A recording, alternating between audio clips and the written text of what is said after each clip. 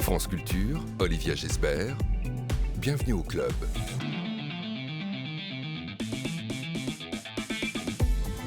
Bonjour à tous et ravi de vous retrouver pour une nouvelle semaine. Prix Médicis étranger pour son précédent roman Les Abeilles Grises. L'écrivain ukrainien Andreï Kourkov revient 100 ans en arrière sur l'histoire de son pays dans L'Oreille de Kiev qui paraît chez Liana Levy.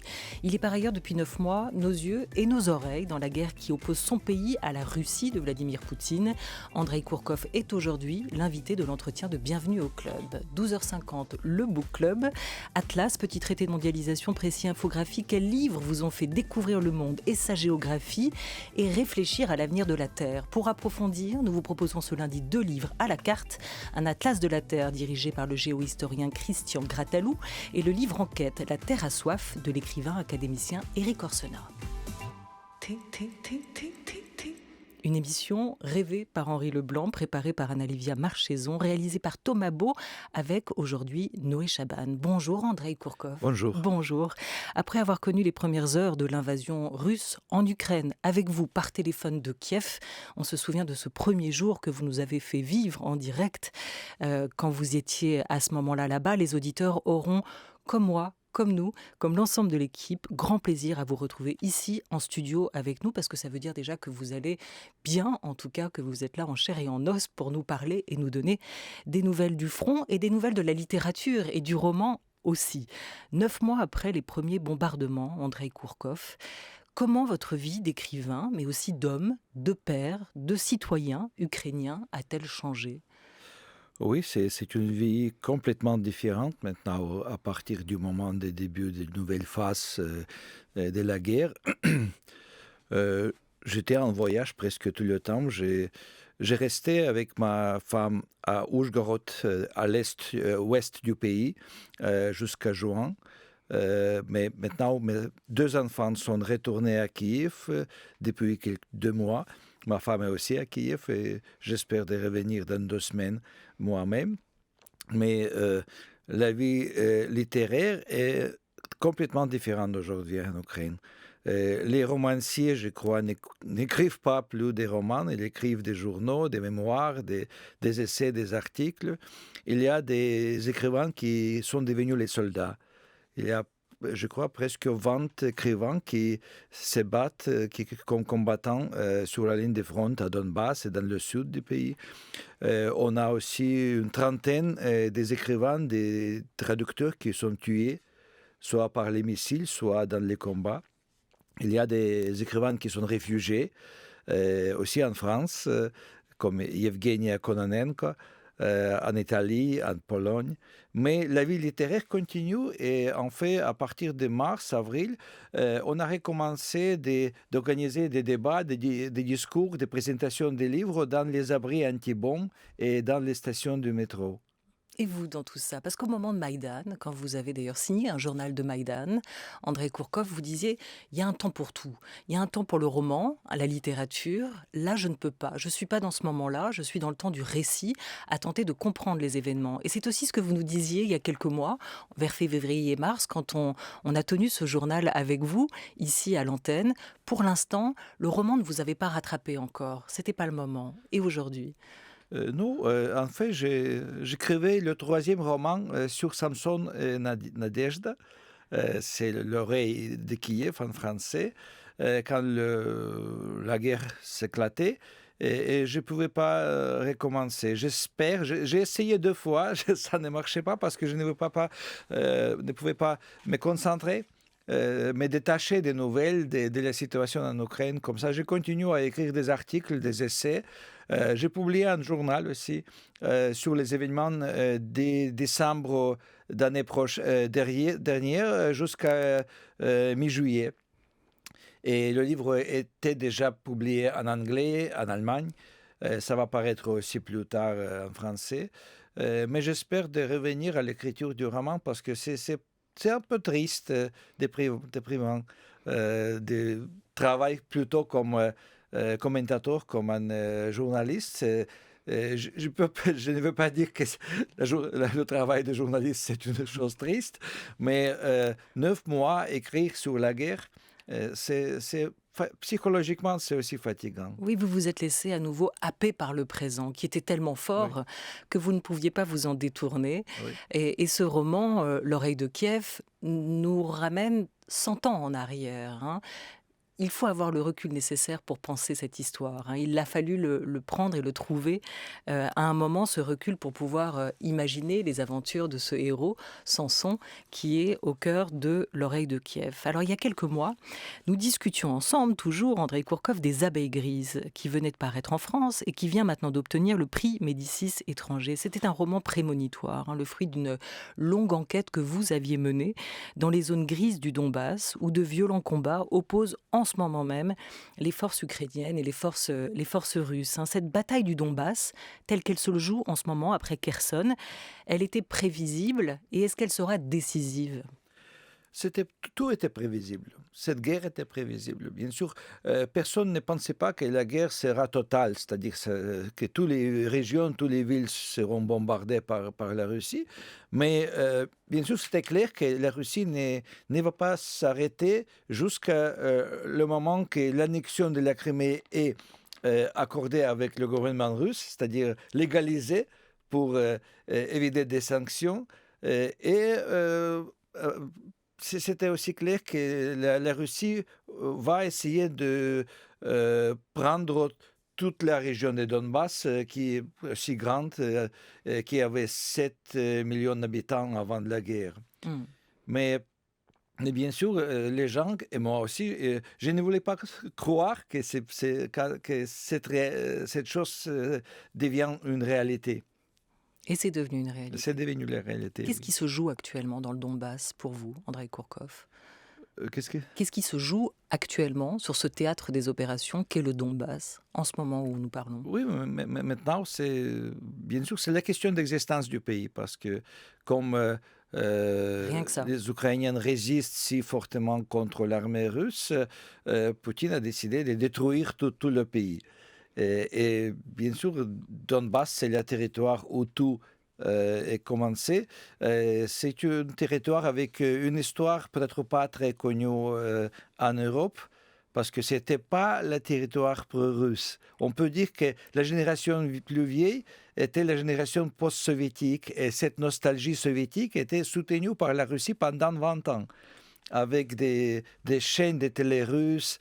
Par exemple, la chaîne de télé qui s'appelle Nostalgie était une chaîne des plus préférées à Donbass.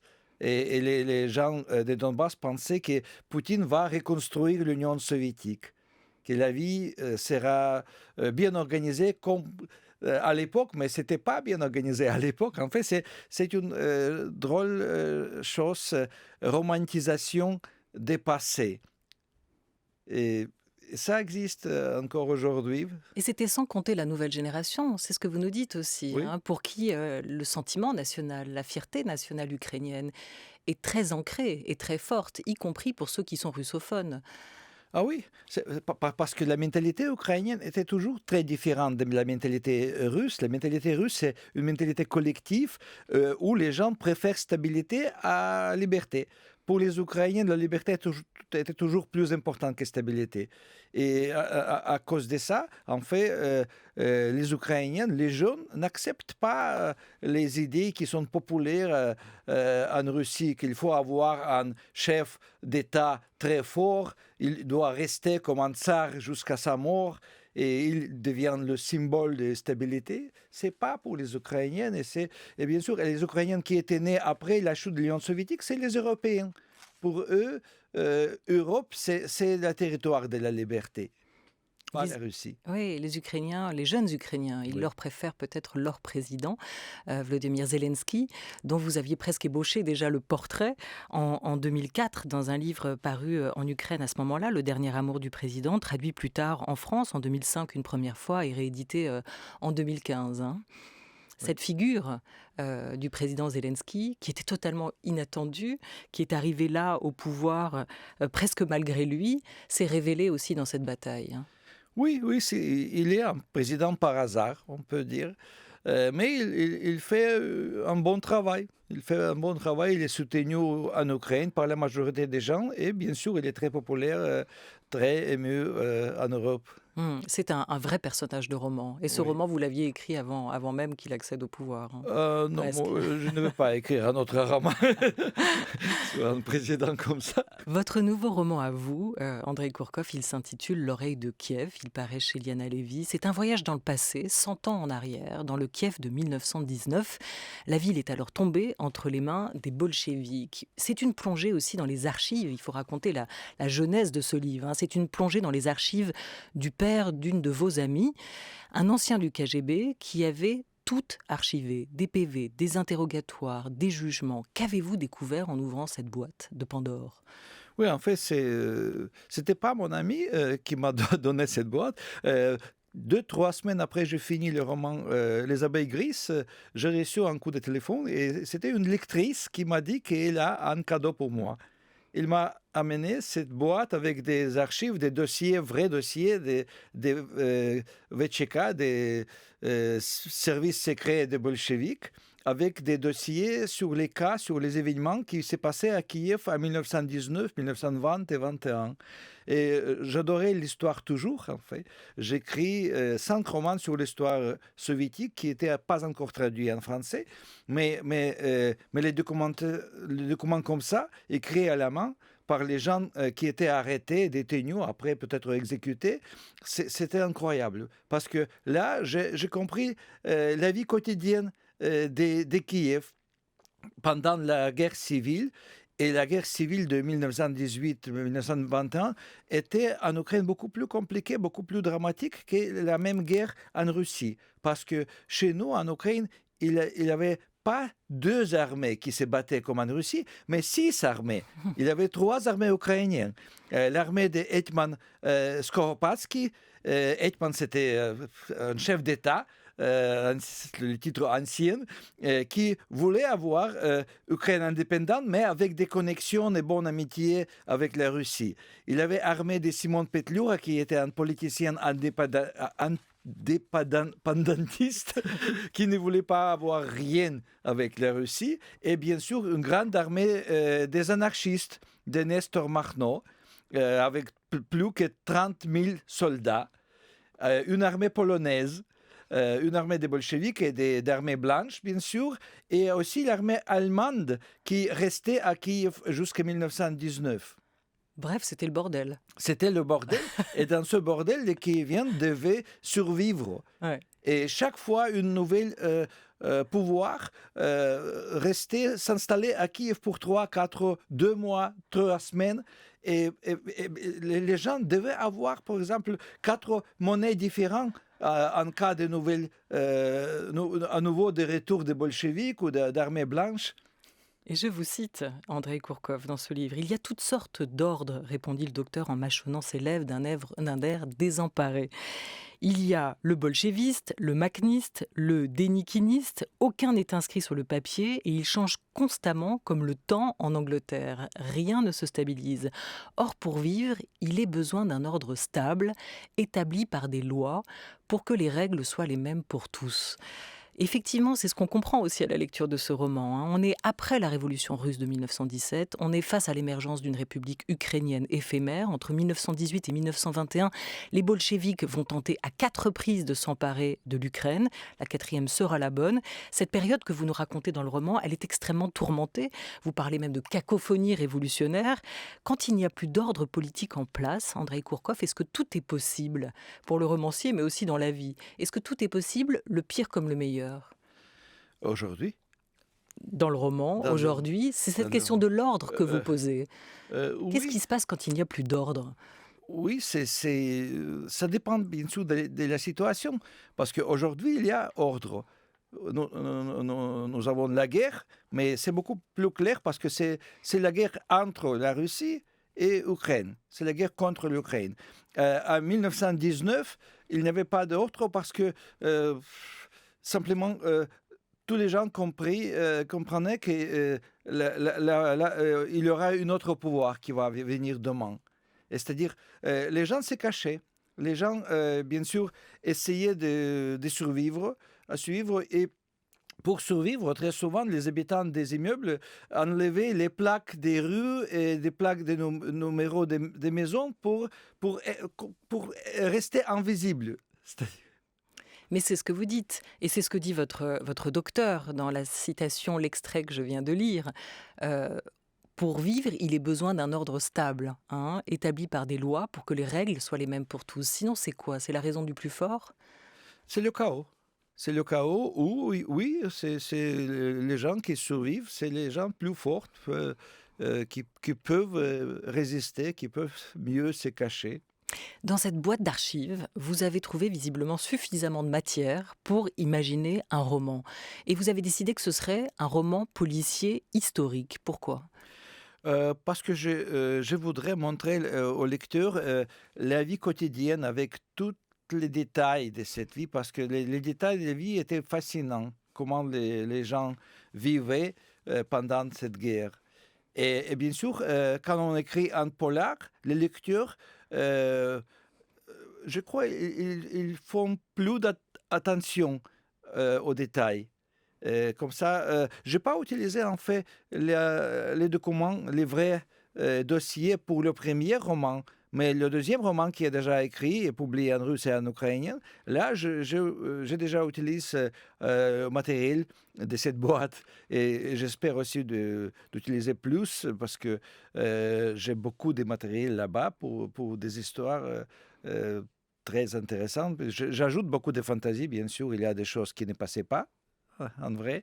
Mais la vie quotidienne est décrivée avec des détails et c'est la vraie vie comme en 1919. Oui, vous imaginez, vous inventez beaucoup de la fantaisie, mais aussi de l'ironie et de l'absurde, ce qui est presque la patte de votre écriture, faire comprendre tout ce qui se joue là, mais toujours avec ce ton si particulier qui est le vôtre. Alors pour que les auditeurs comprennent, donc L'Oreille de Kiev, et pour que moi je comprenne aussi, c'est le premier tome d'une trilogie à venir. Oui. Hein, c'est ça, il y en aura 3.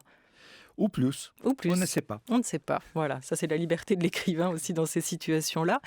Quels détails vous avez découverts? Vous dites qu'il y avait plein de détails que vous avez relatés. Vous pouvez nous en raconter un de quelque chose qui vous a vraiment surpris, que vous avez imaginé, un détail très particulier de cette période que vous n'attendiez pas? Non, en fait, je connaissais beaucoup sur la vie pendant cette guerre parce que je m'intéressais à l'histoire avant.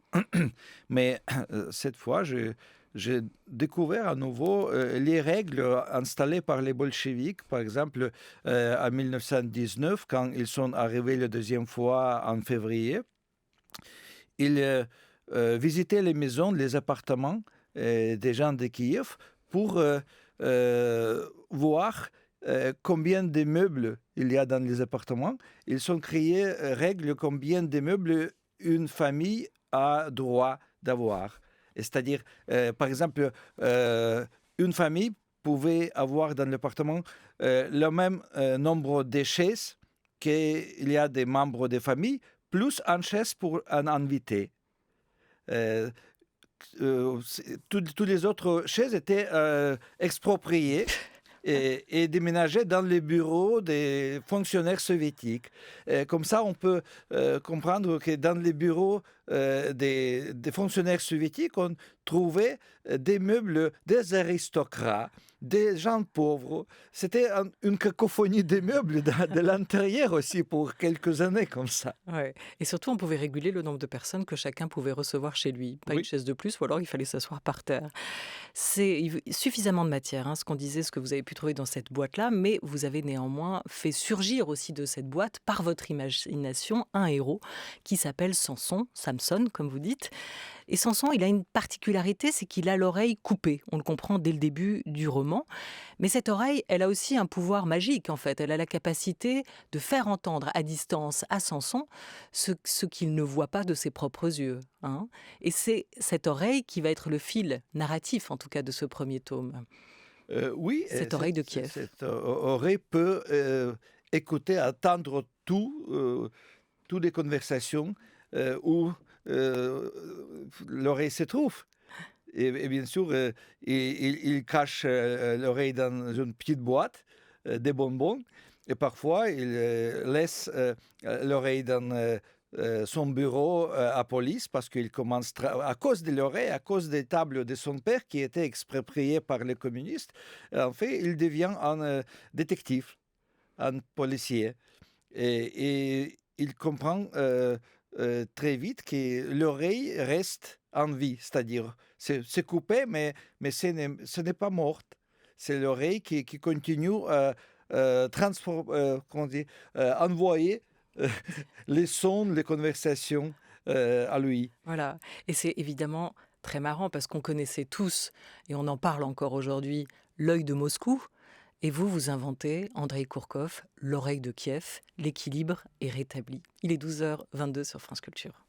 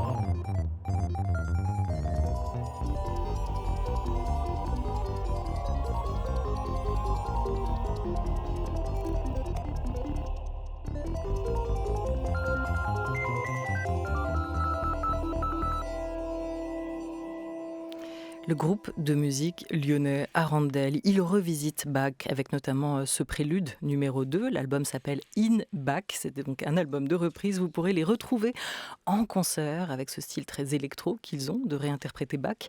Ce sera au Havre le 26 novembre ou à Paris le 14 décembre au Petit Bain. Et on est aujourd'hui en compagnie de l'écrivain ukrainien Andreï Kourkov à l'occasion de la parution en France de l'oreille de Kiev, sachant qu'il y a peu, il vient d'obtenir le prix Médicis étranger pour son précédent roman traduit en France, Les abeilles grises. Andreï Kourkov, à l'époque déjà les bolcheviks, on le lit dans votre livre, tentaient de s'emparer de l'Ukraine pour la rendre soviétique. On pourrait se dire que l'histoire se répète aujourd'hui, mais on peut aussi penser que le présent a finalement un long passé et que c'est la même histoire qui se poursuit aujourd'hui.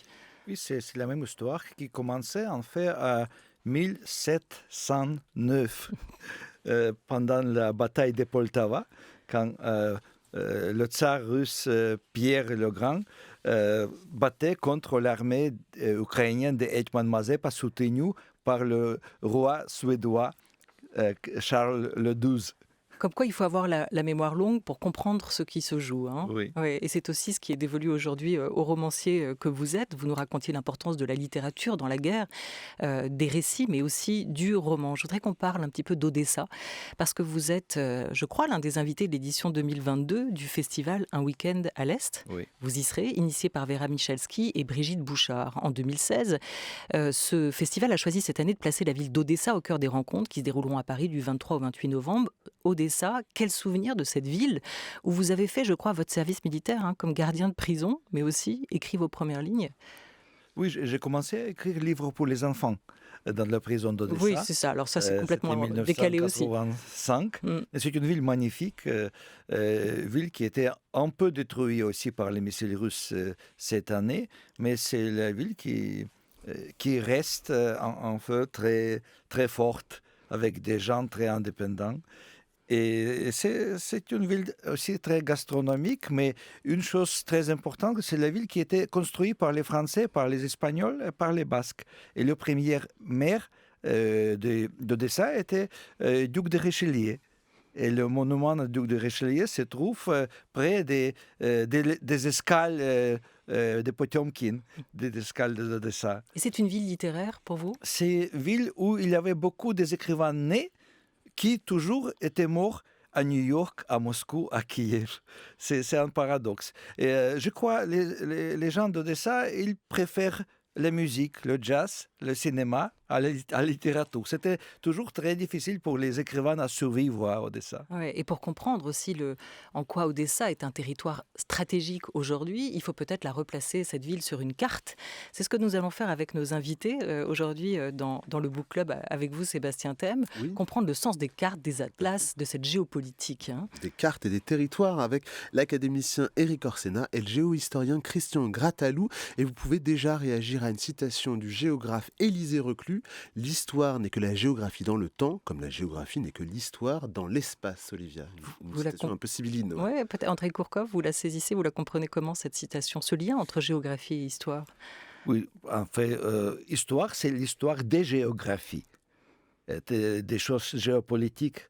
Parce que bien sûr, aujourd'hui, je pense aucun éditeur en France veut imprimer les cartes géographiques d'Europe de l'Est. Les livres sur l'Ukraine aujourd'hui ne sont plus édités parce que les éditeurs attendent jusqu'à le moment stable parce qu'ils ne veulent pas publier un livre avec des descriptions géographiques qui seront différentes dans 2 mois. Eh oui, parce que les cartes sont politiques aussi, oui. Et elles sont radicales par instant. On comprend en quoi il serait éventuellement pas politiquement correct de publier avant l'heure la carte aujourd'hui. Ça pourrait figer une histoire des peuples telle que vous nous la racontez, vous, à travers votre roman, Andrei Kourkov, L'oreille de Kiev, qui vient de paraître chez Iliana Lévy. Merci beaucoup à vous d'avoir été avec nous.